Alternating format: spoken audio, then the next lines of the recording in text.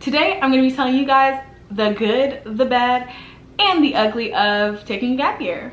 Okay, so hear me out, friends. I was trying to make one video, but I literally talked for an hour, so the video got split into 4 parts. So this is part 2 of 4. If you haven't seen the video I posted on Wednesday, you should definitely go back and look at that. If you just want to hear about the good, here I'm going to be telling you guys about all the good things. And I have no intro, I have no outro because it was all supposed to be one video. So I only had 1 intro and 1 outro instead of 4. So bear with me and yep. The best thing I think about my gap year as an exchange student was that I got to experience a new culture.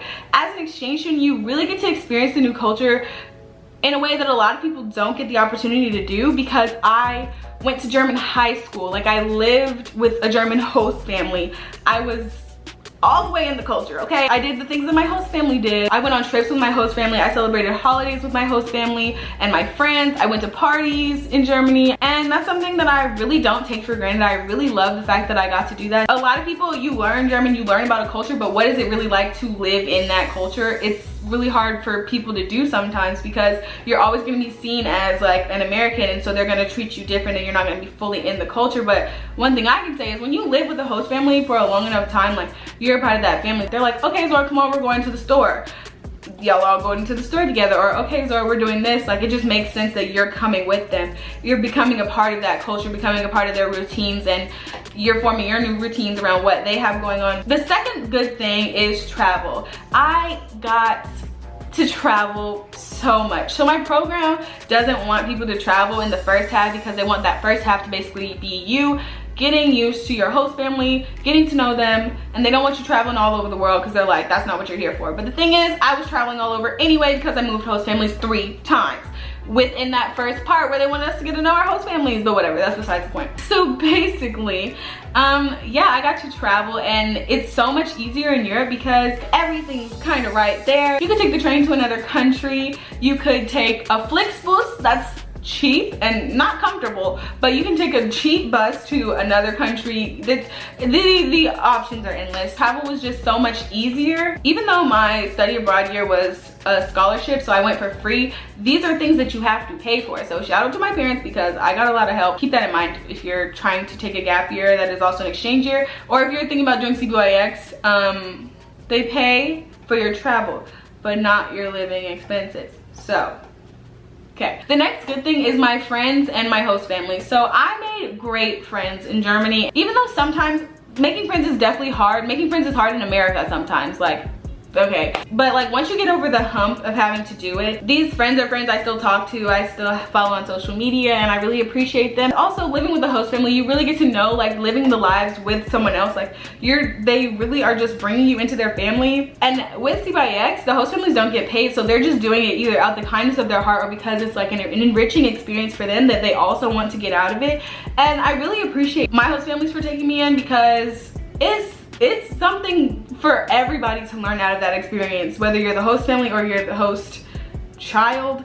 So if you want to host a child, would recommend, because you're gonna learn something. You get to add something to somebody's life. And then if you want to study abroad, living with host families, I feel like is the best way to really get immersed in the culture, because you know what you're eating for breakfast is really what Germans eat for breakfast. You know what your holiday experiences is really how Germans celebrate holidays. And a lot of people, when they stay in hotels or when you're like in an Airbnb, it's not really like the authentic German experience. So you're not really experiencing like the culture or like how things would go if you were living in Germany as a German. The next good thing is that I gained a lot of independence and street smart. So in Germany, I feel like kids, when they're younger, they're more independent anyway, because like you're taking the bus to school or you're taking the train to school. You're doing a lot more things on your own. And in America, like, my mom drove me to school because I couldn't drive for a long time, and I still kind of can, but that's besides the point.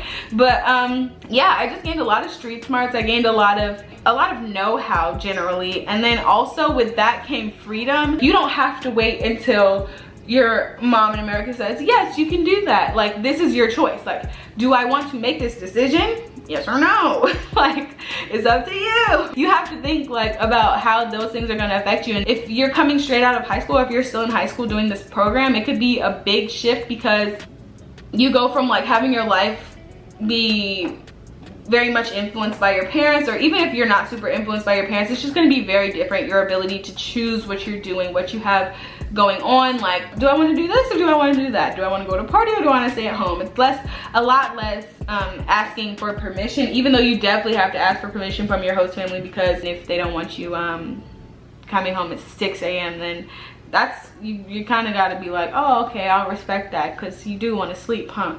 The next good thing is learning a language in a country where that language is the Hauptsprache, like the Muttersprache. I don't even know what is, like the main language, like it's the language spoken in that country. So in Germany, German is the national language. So learning German in Germany is, I would recommend, if you're learning a new language, go to that country, y'all. Live with those people, y'all. Because learning in school is one thing, but living in that country really takes you to another level. You learn Umgangssprache, you learn the slang, you learn the little things that they won't teach you in school. You learn how people actually use it. Like doch in German, it means something very specific. I never learned doch in school, and I learned doch from my little brother in my second host family because he was so big on saying doch. Like, he'd be like, no, that's not right. And he would be like, doch. It basically is like, yeah, huh. And little things like that, like if you had to explain to somebody what, I don't know, some Atlanta term. If you had to explain to somebody certain things, it just wouldn't slap the way it slaps when you're in that country learning it, because you learn in context. So you learn, oh, I use this word when this happens. And it's less about like, this is what this means, and it's more about, this is when I use this word matches this conversation because this is when it's said. So a lot of times Americans can go to other countries and have that language knowledge, but also not have really the language knowledge.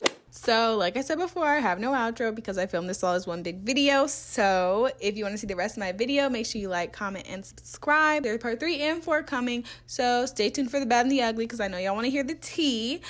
And I'll see you guys on Wednesday. Bye, friends.